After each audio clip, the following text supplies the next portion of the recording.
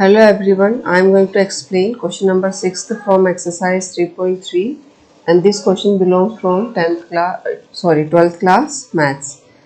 The question is, if there are two parts, among that first part I solved. So in first part, A is a matrix which you can see here. Then with the help of this matrix we have to verify that A transpose multiplied by A is an identity matrix. So let's start it. So first here A is a matrix which is available to us, and we have to verify that A transpose multiplied by A. So I started by the left side. So in left side, A transpose multiplied by A. So first I wrote here A and I put transpose symbol as it is. So student, it's a matrix A itself, only I put this transpose symbol here, and here we have A, so A I wrote as it is, matrix I wrote as it is. Now before product we must solve the transpose. So I had done the transpose of this matrix, and what's the process? Row will change to the column. So this first row will change to the first column and second row will change to the second column, and this matrix I wrote as it is.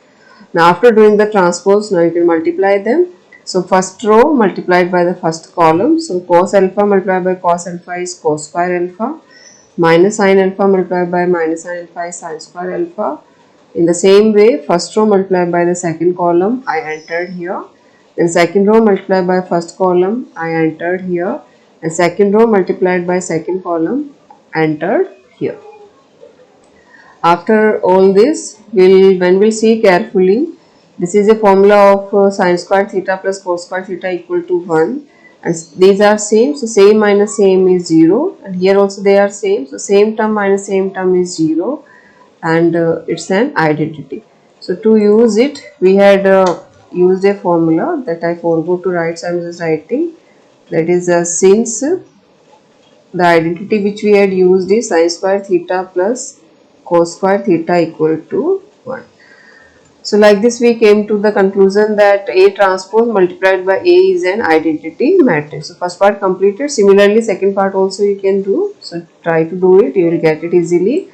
Now before doing the question number 7, there is some concept of symmetric matrix and skew symmetric matrices that we are going to understand, which is new now. So we are going to understand what is symmetric matrices. So for that I took an example. Definition I am just not dictating here, it is available in your books, you can go through with that if you want learn it, unless it's not necessary, only you must know what is symmetric matrix. So first I took a matrix here. So if your students, if we do transpose of it, then how what's going to be the transpose? So row we have to change to the column. So this is first row, and this first row will change as here first column. So it's going to be 4, 2, 3, and second row, that is this is second row. So this second row is going to be the second column, which is going to be 2, minus 5 and 4, and third row is going to be the third column. So when we write here, we will get here 3, 4, 9, and so after doing the transpose, what we observe, that we got the same matrix again. So it's your A matrix. So conclusion is, which implies matrix A is a symmetric matrix, that is A transpose equal to A. So this is the formula of A symmetric matrix, in which a matrix, when it is transposed, we will get again the same matrix. So it is the formula of a symmetric matrix. I hope it's clear to you. Simple thing, when you will do the transpose of a matrix, you will get the same matrix again. See, the both matrices are same. So it's a symmetric matrix definition. Now skew symmetric. In skew symmetric, only the minus sign will appear in front of it. So just see how to. So in a skew symmetric matrices, there is an identity that the diagonal is always going to the principal diagonal. So this diagonal is named as the principal diagonal of a matrices. So the principal diagonal element are always going to be the 0, the first condition. So in skew symmetric matrices, the principal diagonal element must be zeros. Now when we do the transpose of it, just after we'll do it the transpose, the rows will change to the column. So this is first row, so we'll change it to the first column. So it's going to be here